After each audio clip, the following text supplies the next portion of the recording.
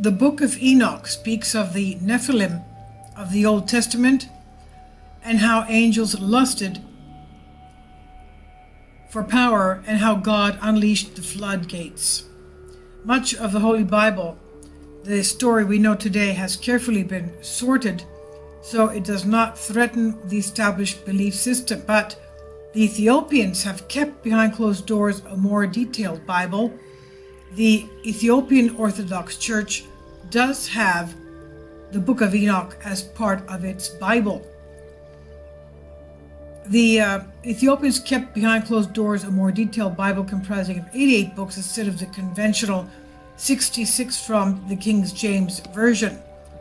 Those missing books, most notorious being the Book of Enoch, speaking of corrupted angels, humans with tremendous lifespans, the Nephilim, the Great Flood, plus many other advanced teachings left behind by our forefathers that had thrived before the global cataclysm of the Great Flood.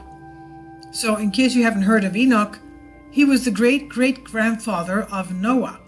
Noah, who survived the Great Flood with his 3 sons to repopulate the earth.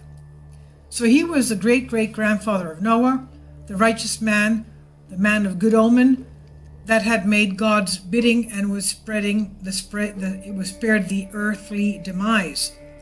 After he played his part, God took him besides him, unleashing the floodgates that had wiped most of the living creatures of the earth. Fortunately, a handful of select humans had made it out alive to tell the story of a time when giants roamed alongside men, and angels were teaching humanity the ways of war and knowledge. Angels meaning the dark angels, the fallen angels.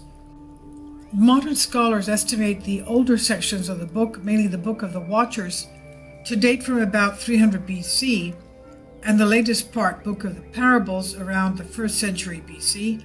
It's not part of the biblical canon used by Jews, apart from Beta Israel, but most Christians, denominations, and traditions may accept the Book of Enoch as having some historical or theological interest. They generally regard the books of Enoch as non-canonical or non-inspired. It is, though, regarded as canonical by the Ethiopian Orthodox Church and Eritrean Orthodox Church, but not by other Christian groups. It's wholly extant only in the Ge'ez language, with Aramaic fragments from the Dead Sea Scrolls and a few Greek and Latin fragments. Non-Ethiopian scholars tend to assert that it was first written in either Aramaic or Hebrew.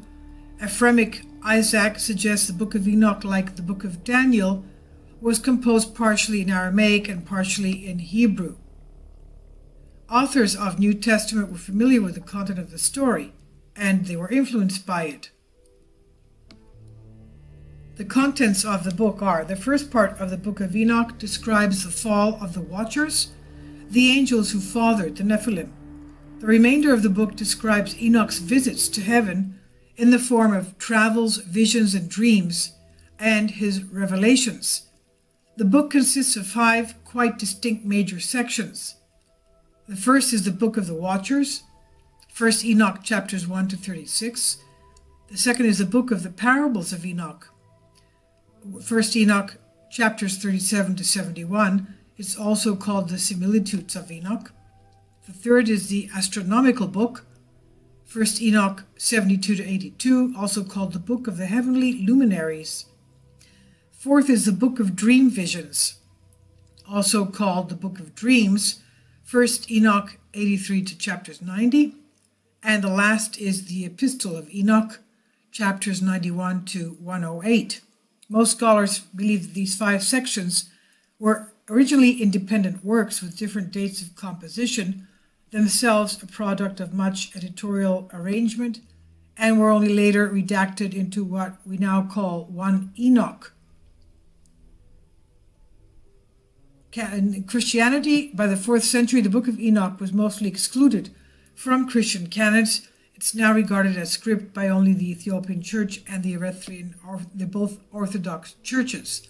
There is a reference to the New Testament in the New Testament of Enoch. Enoch is referred to as a historical person and prophet, and quoted in Jude chapter 1, verses 14 and 15. Quote, "And Enoch also, the seventh from Adam, prophesied of these, saying, Behold, the Lord cometh with 10,000s of his saints, to execute judgment upon all, and to convict all that are ungodly among them of all their ungodly deeds, which they have ungodly committed, and of all their hard speeches which ungodly sinners have spoken against him." End quote. Compare this with Enoch 1, chapter 1, verse 9, translated from the Ethiopic, found also in the Qumran. Quote, "And behold, he cometh with 10,000 of his saints, to execute judgment upon all, and to destroy all the ungodly, and to convict all flesh of all the works of their ungodliness, which they have ungodly committed, and of all the hard things which ungodly sinners have spoken against him." Also, you can compare this to Deuteronomy 33.2. "The Lord came from Sinai and dawned from Seir upon us. He shone forth from Mount Paran. He came from the 10,000s of saints with flaming fire at his right hand." I'll leave links below for you for this from Wikipedia and also from Disclosure TV.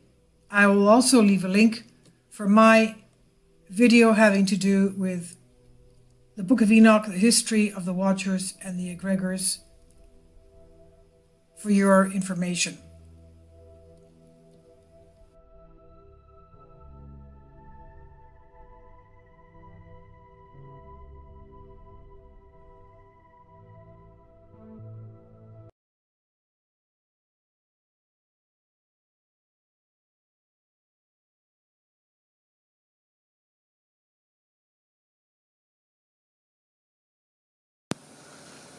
Kindly support my Patreon account, since that's the only way I can continue what you like seeing on this channel. Thank you. You'll find it in the description box below.